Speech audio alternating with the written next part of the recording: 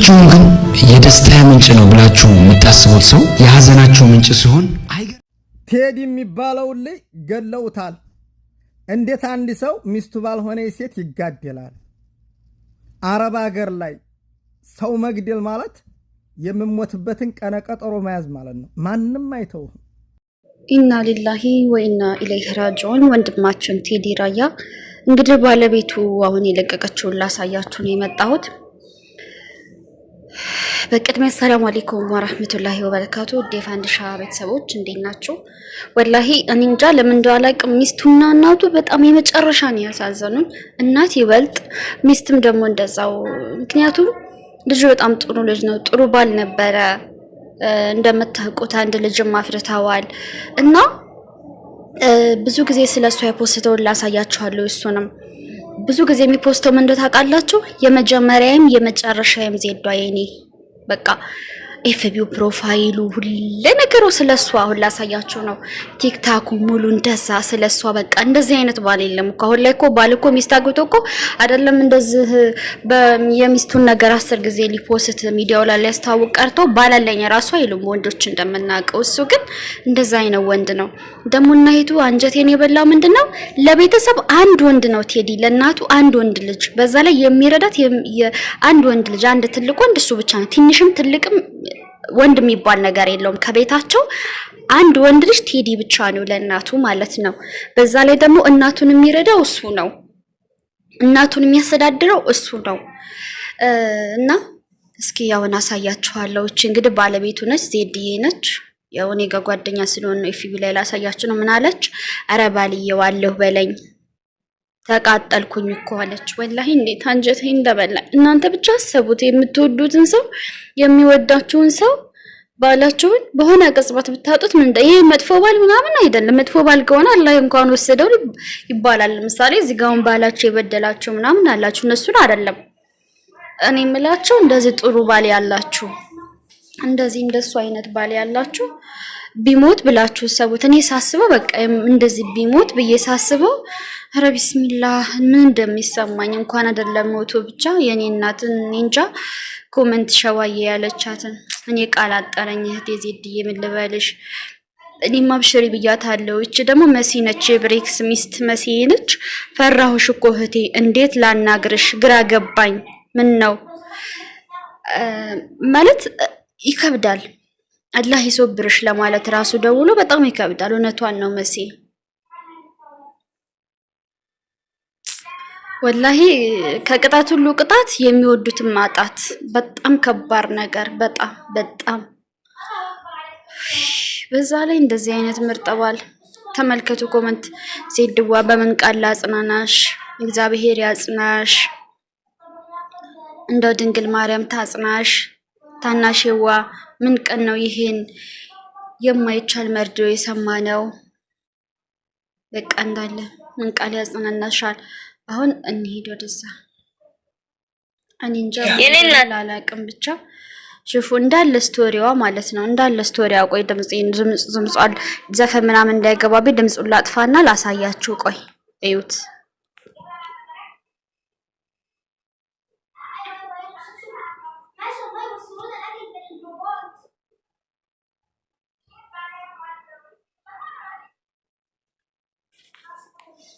የሱ ቪዲዮ ነው እንዳለ። አሁን ደግሞ ወደሱ ኤፍቢ ልንሄድ ነው።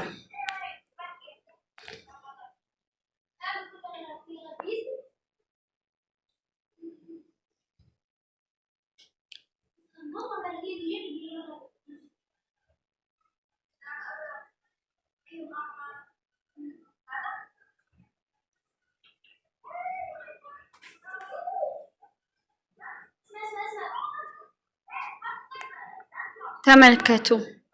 ይሄ ጓደኛው ነው እንዳለ። ጓደኞቹ እኔ ጋር ጓደኛ ናቸው። አይገርሙም? ግን ሱብሃንአላህ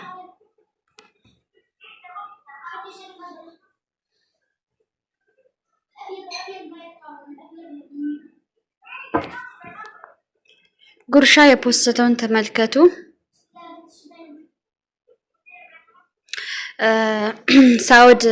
ሳውዲ አረቢያ ስደተኛ ወንድማችን ቴዲ በገዛ ወገኑ ተገደለ። ነፍስ ይማር። ወላሂ አገዳደሉ ምናምን ደግሞ እኔ ሄጄ ላሳያችሁ ማለት ነው። ተዚህ ለውጣና እንሂድ ወደዛና እኔ ማለት ነው። ቆይ ድምጹን ላጥፋ፣ ዘፈን ምናምን ቢመጣ እንኳን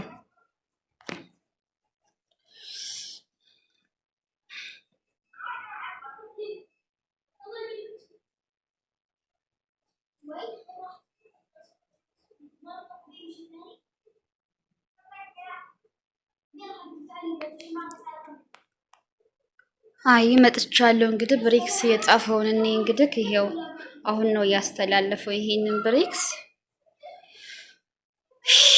እንየው እስኪ እንየው እናንብብ። ኧረ ያንተስ ሞት አምኖ መቀበል ይከብዳል ቴዲዋ። ለወላጆቹ ብቸኛ ወንድ ልጅ ያለው እሱ ብቻ ነበር። አስቡት እንግዲህ ቤተሰብ አንድ ወንድ ልጅ ብቻ ኑሮት አንድ ወንድ ልጅን ሲያጣ ምን ያህል እንደሚሰበር። ስንት ህልም የነበረው ሳቂታው ቴዲ ባጭር አስቀሩብን ጨካኞች።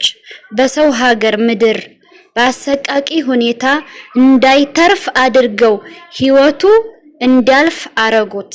እንግዲህ በአሰቃቂ ሁኔታ ማለት እንግዲህ ያው ቆራርጠው ማለት ነው።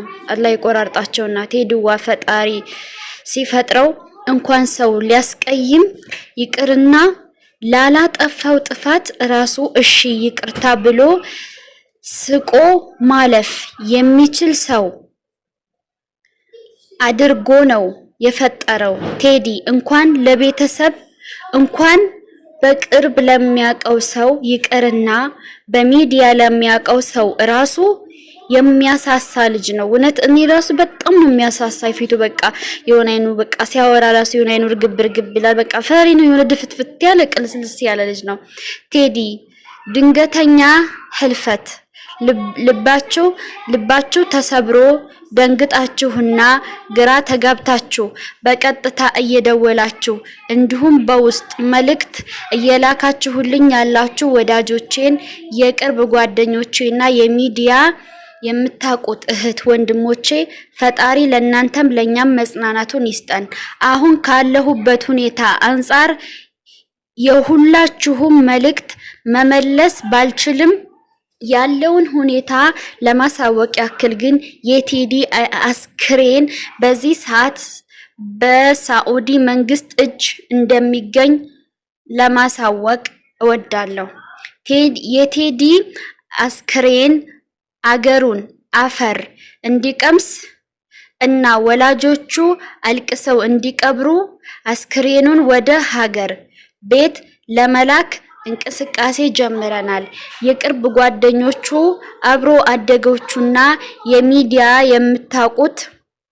የሚያውቁት ወዳጆቹ ከስር ያለው ሊንክ በመጫን በግሩቡ ተቀላቀሉብን።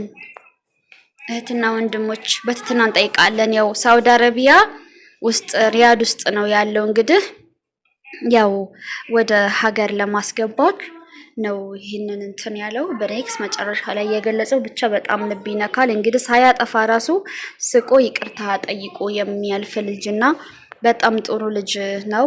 እንግዲህ ያ አላህ እኔ ወላሂ ፊቱ ራሱ አሁን እዚህ ላይ ራሱ በቃ ያንን እንትን ፊቱ ላይ ማዳቱን እያጠፋ መድኃኒቱን እየተቀባ ወላሂ እኔ ቪዲዮ ላይ ሳይሆን ምን ጊዜ የሚያሳሳኝ ነበር።